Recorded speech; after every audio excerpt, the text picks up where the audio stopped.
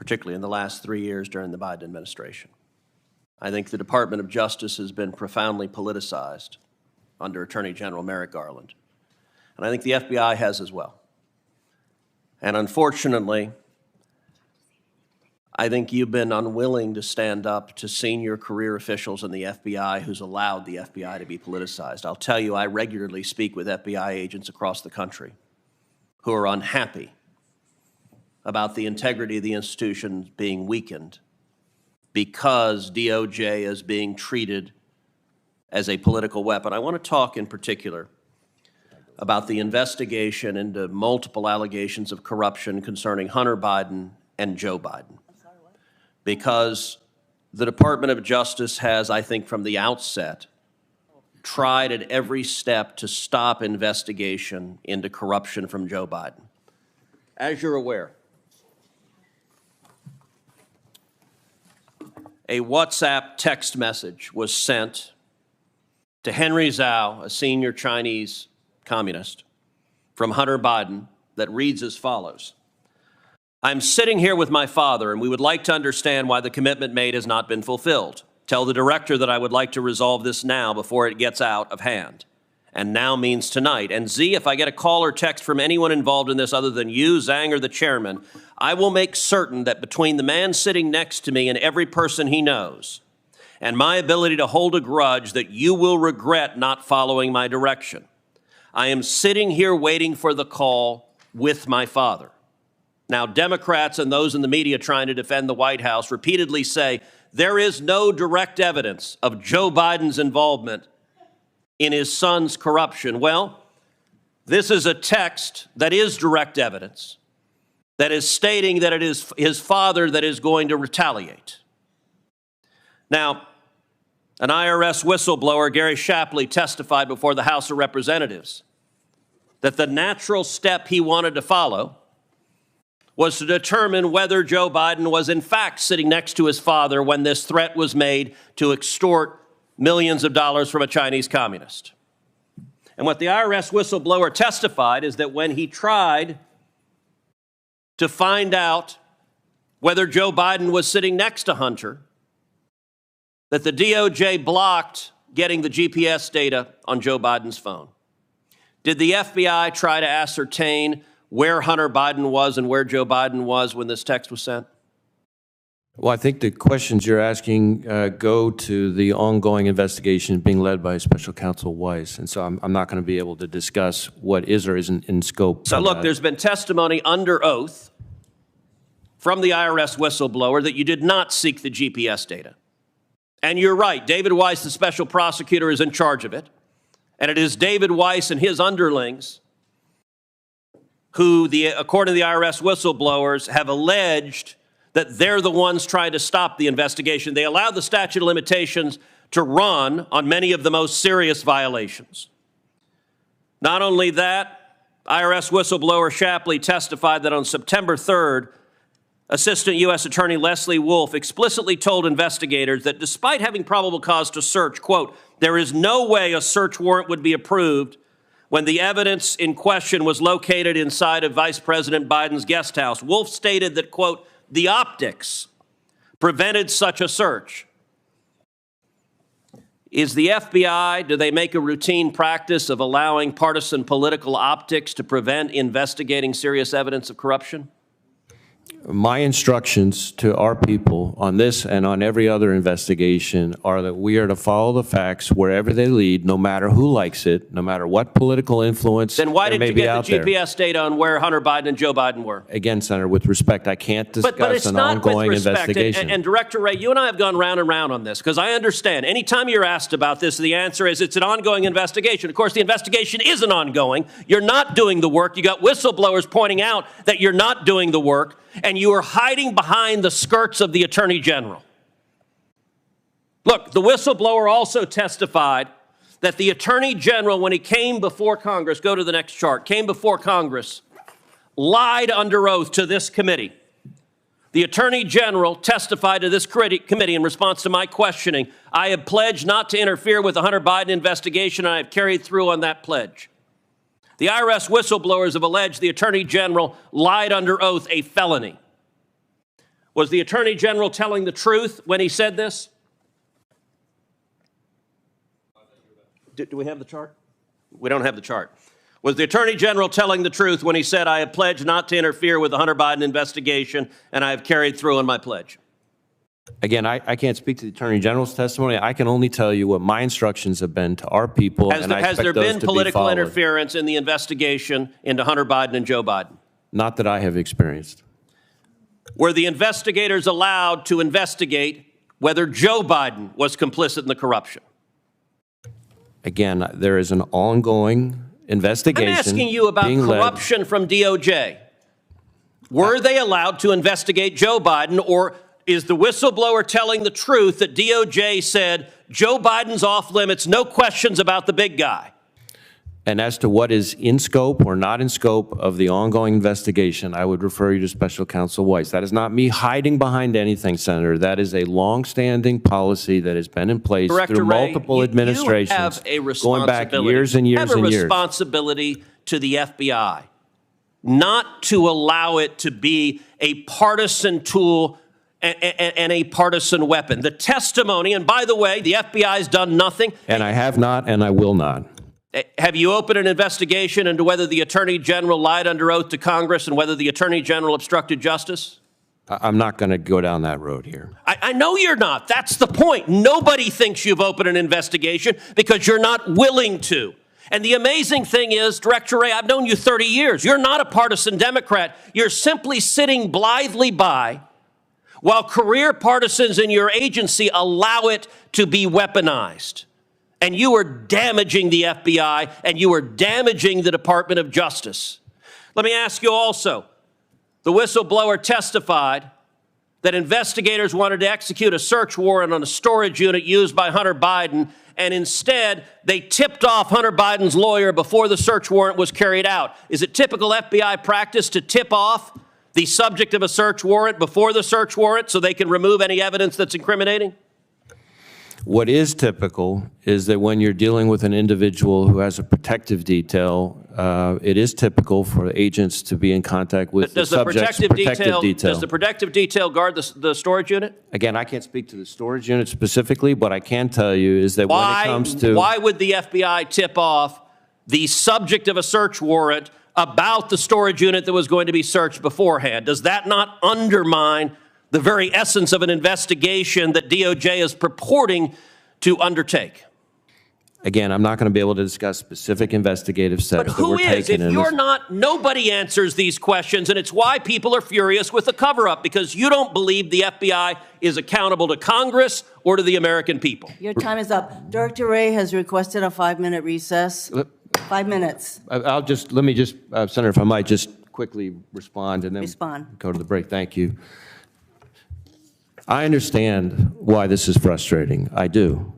But it is also the case that these policies that I am referring to about my inability to discuss ongoing investigations, and certainly internal deliberations related to ongoing investigations, are policies that have not only been in place for many, many years through multiple administrations of both parties, but in fact, these were policies that were actually strengthened under the last administration, and that my predecessor was faulted in a fairly scathing Inspector General report for not following. And so I keep that in my mind. You have an obligation to call it out. Engaged in this job. Thank you. You have an obligation to call out corruption.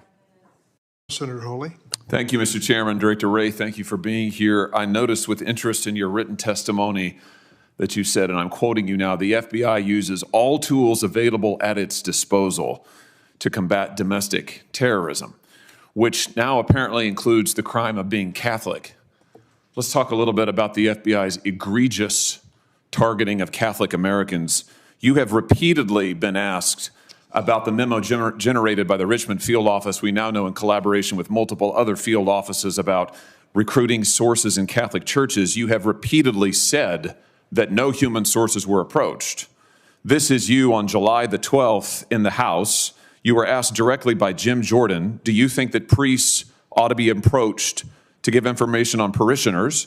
You said, no, sir, no, sir. You went on to say, we do not recruit, open, or operate human sources. We do not report on religious organizations. You went on to say, This product, meaning the Richmond memo, has not resulted in any investigative action.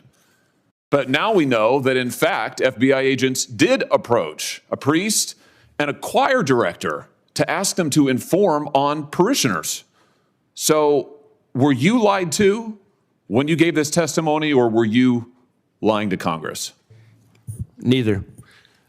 So your question conflates two different things. There's the intelligence product itself, which the Richmond field office created. It was written by, as our inspection found, by analysts in Richmond, reviewed by people in Richmond, and captioned Richmond field office product. Separately from that, there was an investigation of a specific individual who was amassing Molotov cocktails and posting about killing people, and it does not surprise me that there were people who knew that subject in that investigation, that is the guy building the Molotov cocktails and trying to kill people, that people talked to the witnesses who knew that person, and I think the product, the Richmond intelligence product, which cites that investigation, is actually pretty transparent about exactly what I just said. No, I don't think so at all. In fact, the only reason we know this is a whistleblower has come forward and told the House under oath that the FBI went and interviewed priests and choir directors in the Richmond area. The House goes on to say that the FBI has repeatedly refused to disclose this information. The only reason we know it is because a whistleblower came forward with it. Just like the only reason we know about this memo is because a whistleblower came forward with it. How many other parishes around the country have priests or choir directors been approached? By the way, are Catholic choirs now, are they breeding grounds for domestic terrorism? Is this your latest theory? How many other parishes have FBI agents approached priests and choir directors to ask about parishioners? Look, Senator, we do not and will not conduct investigations based on anybody's exercise of their constitutionally protected religion. You have done so, and your memo explicitly asks for it. Your memo labels traditional Catholics as racially and ethnically motivated violent extremists in need of investigation. You have a list of churches, a list in the memo. You've repeatedly said we don't target churches, we don't list churches. They're listed in the memo. So how many other parishes have you gone to talk to choir directors, for heaven's sake? As I've know the answer to that question. No, I don't know the answer to that question, but I can tell you that we don't investigate people for their exercise of their constitutionally protected religious expression. That particular intelligence product is something that as soon as I saw it, I was aghast. I had it withdrawn. Really, you were aghast? I was. Oh, really? Yes, and what sir. have you done about it? Did you fire the people who wrote it? No, I had it withdrawn. Have you fired anybody involved in it? Senator, if you would give me a chance to answer That's a your yes question. or a no. It's not hard. Have you fired anyone involved in the writing of that outrageous memo, about which, frankly, you've repeatedly misled the public? Yes or no? The individuals involved in that Have you product fired were anyone? not, just a minute, were not found to have engaged in any intentional or bad faith conduct. And in fact, Senator, a number of the individuals involved in writing that product in the Richmond office were themselves Catholic. So the notion Oh, I see. that So they were therefore targeting their own faith so they is have a nonsense. get out of jail free card. I see. I see. So I you're did immune not and say they're that. immune. So we shouldn't ask questions about it. You haven't done a darn thing. You haven't fired anybody. In fact, what the House found is, what is it? You admonished them. They were admonished. And their respective supervisors were told to engage with the Human Resources Division to ensure that deficiencies are addressed. Oh, well, I feel much better. They've been sent to bed without food. Good heavens, Director. This is one of the most outrageous targetings. You have mobilized your division, the most powerful law enforcement division in the world, against traditionalist Catholics, whatever the heck that means. And you're just told us you have not fired a single person. I mean, here, it gets worse. Your Richmond field office, they thought there was nothing wrong with this. The House interviewed the head of the Richmond field office. He testified. It's all here in the public report. I refer you to it, pages 12, 13, 14. He testified he saw no problem with this. He said he thought it was fine. In fact, we have internal memoranda of the members of the field office high-fiving. One peer reviewer, another member of the field office wrote, "I think this is a great product. I really enjoyed the read." Do you have a problem with systemic bigotry against Catholics in the FBI? No. What are you going to do about this? Are you going to fire these people or not? Those individuals have all been admonished, and it is all going into their, Admonished. if you would let me finish my answer, it is all going into their annual performance reviews, which has direct impact on their compensation, among other things. Oh, I see. Oh, I see. I see. So the 60 million American Catholics who now learn that your FBI has recommended that priests be recruiters, informants, your FBI has gone to priests, choir directors, but we're to feel better because you've admonished them for their wrongdoing. You again are conflating two different No, I'm things. not. When I am we are- taking your testimony where you said you do not. You said categorically, you said we do not go to priests and ask them about their parishioners. You said we do not. You didn't say we haven't. You didn't say we won't. You said we don't. As it turns out, you do. And you kept it from the public. You deliberately misled Congress about it. And the only reason we know about it is because a whistleblower came forward. I just That's the truth. fundamentally disagree with your characterization. Well, there's no characterization. The facts are the facts. And I fundamentally resent the fact that you have violated, if not the spirit, if not the letter, certainly the spirit of the First Amendment, and used your law enforcement agency against Catholics in this nation. Let me ask you about one other thing. Last time you were here, you had to leave early to take a jet to your vacation in the Adirondacks. Now, let me just ask you this. A whistleblower tells us that you also maintain a home in Atlanta to which you fly on a regular basis. I'm told by this whistleblower from the FBI that you use the FBI jet to make that travel. Is that correct? All of my travel, personal or work-related, is required to be done on FBI planes. That is longstanding policy. It goes back well over a decade. I'll take that as a yes. The whistleblower also says that you regularly require the jet, which is based in Manassas, to be flown to D.C. because, and I quote now, Wray doesn't like to sit in traffic. Is that accurate? No, that's not accurate. He also says that you pay only the lowest cost commercial ticket for that Atlanta to D.C. trip, which is, I don't know, what, $200 or something, when, of course, it costs $20,000, $30,000 to operate the jet. Is that correct?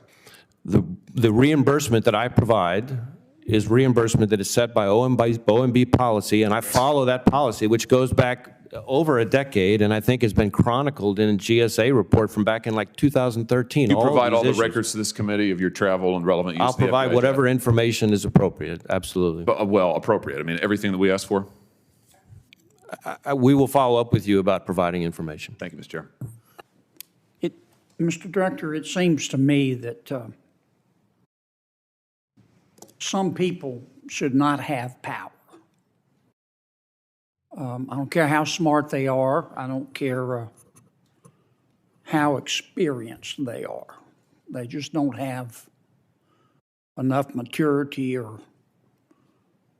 morality or ethics to exercise power. And I am talking, of course, about your predecessor. You have been a significant improvement. Unlike my experience with you, and what I've observed is that unlike your predecessor, you're not egomaniacal, and you're not egocentric, and you're not a self-aggrandizer. You don't run around like your predecessor going, look at me, look at me. You don't leak to the press like the Titanic. And I know that's a low bar, but I appreciate it. You talk a lot about 38,000 women and men in the FBI, the vast majority of whom do an extraordinary job, and I agree with that. Most of those women and men that you're talking about are in your field offices. I'm not saying there aren't some in the Washington office. But the problems we've had with the FBI over the past decade, you've alluded to them, have come primarily out of the Washington office. I listened carefully to your recitation of your efforts to clean that up. But I think most fair-minded Americans still wonder if there has been real accountability.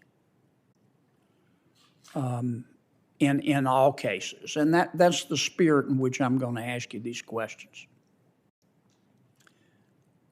Who made the decision at the FBI to raid Mar-a-Lago for those documents?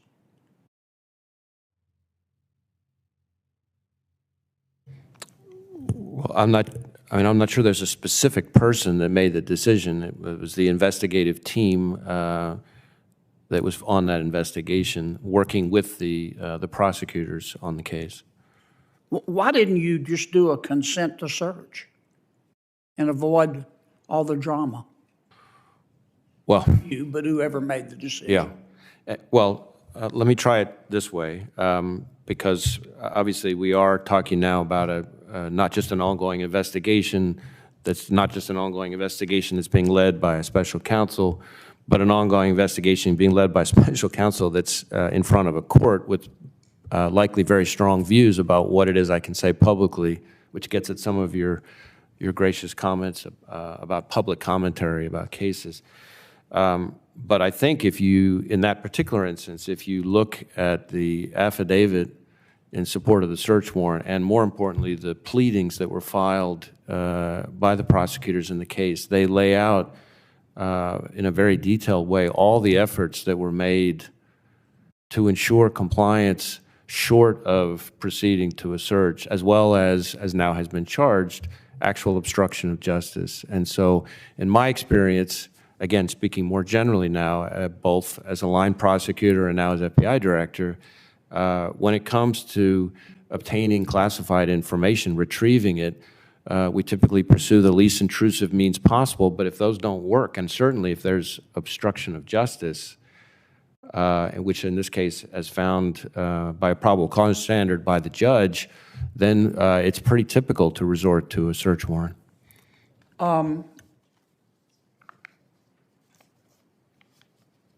Of course, as you know as well as I do, that the FBI cannot censor American speech. It talks about abridging speech, that our First Amendment does. At one time, I think it was during your tenure, the FBI had 80 FBI agents working with social media, encouraging social media to take down accounts and remove, quote, disinformation and election interference.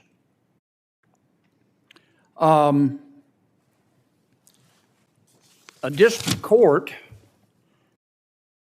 found that the FBI and other agencies asked social media platforms to remove content and to change their moderation policies in a way that violated the First Amendment. And it went up to the Fifth Circuit. The Fifth Circuit limited the injunction, but here's what the Fifth Circuit said.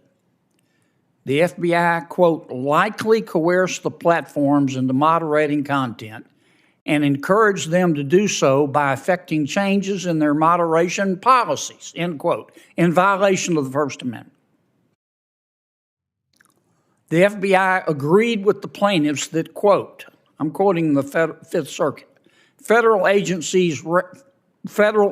ran afoul of the First Amendment by coercing and significantly encouraging social media platforms to censor disfavored speech, including by threats of adverse government action, like antitrust enforcement and legal reforms. That's serious. Is the Fifth Circuit wrong? Well, as you may know, first off, let me just say the opinions talk about a whole bunch of other executive agencies besides the FBI, and I'm not going to speak to what the other agencies did or didn't do. But well, you weren't the only one. It was the White House. It was Homeland Security. But your folks were there too, all 80 of them, 80 agents. Well, but combing social media every day, calling Twitter, calling Facebook, take that down. Get rid of that account. And it wasn't just on election interference. It was on COVID vaccines. It was on lockdowns. So a couple things, and I appreciate the opportunity to clarify this.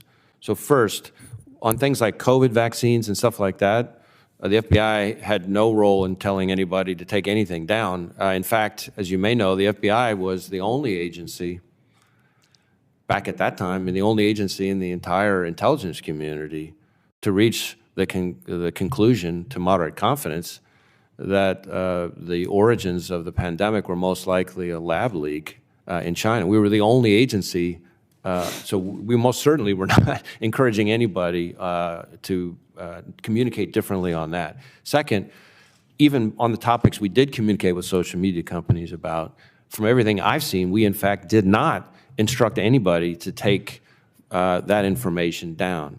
As to the Fifth Circuit's opinion, as you may also know, we actually hotly contest a lot of the findings, and not just the legal conclusions, but the actual factual findings, and the department has sought Supreme Court review, asked them to vacate the injunction. The Supreme Court's not only vacated the injunction, but granted cert, so I probably should leave it at that. Let me stop you a second. I've gone way over. I want to ask you one last question.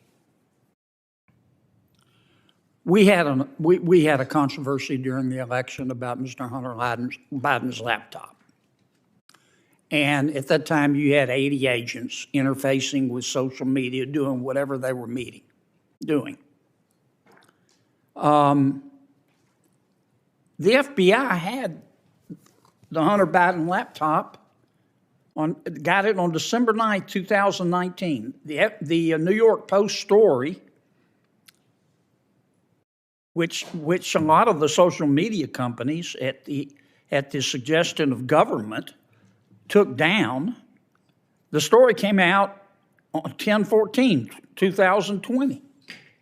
Why didn't the FBI just say, hey, the laptop's real? Why didn't you just tell everybody the laptop's real? We're not vouching for what's on it, but it's real. This isn't a fiction. Well, as you might imagine, the FBI cannot, especially in a time like that, be talking about an ongoing investigation. Second, I would tell you that at least my understanding is that both the FBI folks involved in the conversations and the Twitter folks involved in the conversations both say that the FBI did not direct Twitter to suppress. But others were in government. Well, I can't speak to others in government. That's part of the point that I was trying to make, because the Fifth Circuit's opinion. But you're the FBI. You're not part of the White House and part of Homeland Security. You're not supposed to be political. You see all this controversy going on. Why didn't the FBI say, time out, folks, we're not getting in the middle of this, but the laptop's real? Again, we have to be very careful about what we can say, especially in the middle of an election season, because that's precisely some of the problems that led to my predecessors' negative findings from the Inspector General. Did you hear a gavel? Thank you, Senator heard a Kennedy. gavel. Thank you, Senator Kennedy. Senator Blackburn. Thank you, Mr. Chairman, and thank you for being here. The last few weeks, I've been demanding some answers on Jeffrey Epstein's crimes and trying to get these flight records. I've offered amendments to a subpoena, trying to get that, and kind of been stonewalled on it, but I think having transparency around Jeffrey Epstein's conduct and this massive sex trafficking ring that he built is important. And of course, you've had the chairman, Senator Hirano, Senator Ossoff, all who have mentioned our concerns with what is happening with CSAM, what is happening with sex trafficking. But in light of this, in looking at some of the survivors from the Epstein issues, there are disturbing allegations that the FBI failed to investigate the sex trafficking allegations. And indeed, one survivor says that the FBI, even after she brought forward repeatedly content about his conduct, that the FBI refused to investigate her claims, even though she said the allegations were there on both the sex trafficking and the child sexual abuse material. And I want to know why, or what awareness you have of the FBI's failure to investigate these claims. And I want to get you on the record, since numerous survivors have said the FBI did not show up to help them. What specifically has the FBI done to investigate the claims that Epstein's and others participated in, produced, possessed, and distributed CSAM? Well, first, let me say I recall very well that you have a very specific and longstanding interest, not just in child sexual exploitation, but in human trafficking as a cousin of that. And we appreciate your focus on it and your support of the importance of that part of our mission. As to the Epstein case specifically, I will tell you it's been a while since I looked at that case. Obviously, we worked together with prosecutors to bring charges before he... I realize that. Yeah. But what we need from you is a complete investigation of why the FBI did not take this up, and then getting to the bottom of what is appearing to be an enormous sex trafficking ring and listening to these survivors. You know, and as I said, I've tried to get a subpoena on the flight logs, which I think is important to this. I think people need to know who was on those planes and how often they were on those planes. I think people who invest in companies would want to know if there are people from their C-suite. And as we go through this, should those logs be made public? They've been heavily redacted. Well, as I said, it's been a while since I looked at the specific case. I can tell you that we've been increasing year over year, both the number of agents focused on these kinds of cases, the number of victims we've rescued. And so onto the specific case, let me offer to have let me get with my team and figure out if there's more information we can provide to you. That would be great. Yeah. We have never, even through the Ghislaine Maxwell trial, we never got to the bottom of this, and we have these survivors who say, oh, there is so much more. They swept it under the rug, and that is wrong, and you need to right that wrong. Let me ask you about some of the disturbing allegations that have come out of Special Counsel Jack Smith's political crusade against President Trump. And we've seen a heavily redacted search warrant. Here you go with the first page. Here you've got a page that's in print, another in print, another in print. Attachment B, in print, all about the subject account. Page 3 that I'm going to come back to in a minute, and then look at the rest. Redactions, redactions, redacted, fully redacted, fully redacted, fully redacted, there and there. So that's very helpful.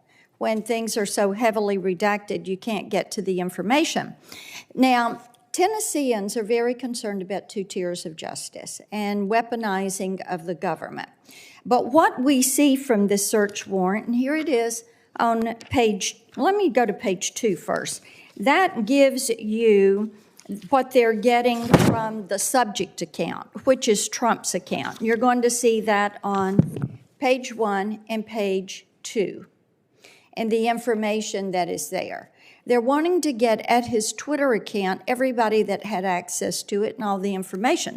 Well, then when you go to page 3, they are going to subpoena all data and information that is associated with this, and anybody that reposted information on this that favorited or retweeted post by the account, as well as all tweets that include the username associated, all synced, all contacts, and this covers October 2020 to January 2021. Are you aware of this? I've seen some of the media reporting about it, but obviously this is a matter that's being led by this.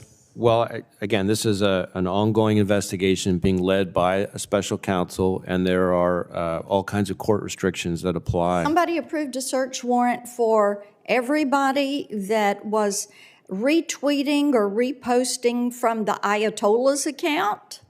Have they gone to his account prior to October 7th and looked at that? This is such an invasion of free speech.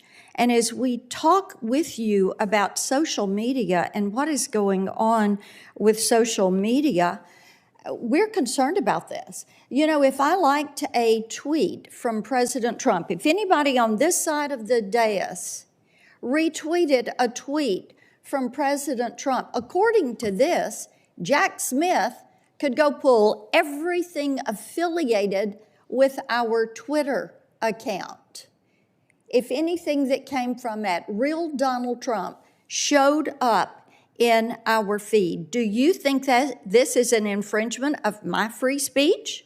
Well, let me say this. I certainly understand the concern, but what I would tell you hope so. But what I would tell you is that this investigation being led by the special counsel. It's not appropriate for me to comment on that ongoing investigation. It's also under the supervision of a court, which includes Ongoing the search warrant. investigation is code word for we are stonewalling, and we hear this from you all repeatedly, and it's really quite frustrating. No, ma'am, and I understand why it's frustrating, but that policy about not commenting on ongoing investigations is one that goes back decades.